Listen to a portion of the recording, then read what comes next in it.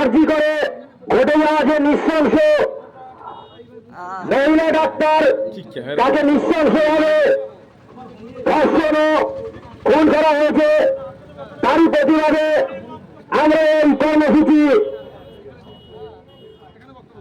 অংশগ্রহণ করেছি। তাই আজকের প্রত্যেক বাড়ির মা বোনেদের কাছে আমাদের অনুরোধ, আমাদের এই কর্মসূচিতে আপনারা দলে দলে যোগ দিয়ে এই কর্মসূচিকে সাফল্যমণ্ডিত করুন।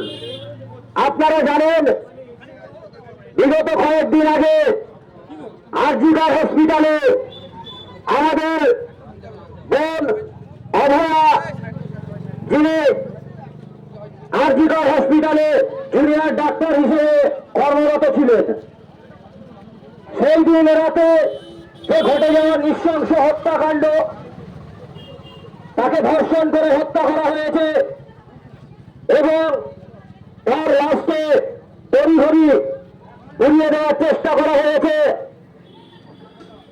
যেই বোনের মা বাবাকে দেখতে দেওয়া হয়নি, তার মৃতদেহ পুলিশ তড়িঘড়ি করে তার মৃতদেহটিকে পোড়ানোর প্রচেষ্টা করেছে এবং পরবর্তী সময় এই হত্যাকাণ্ডের সমস্ত প্রমাণ লোপাটের জন্য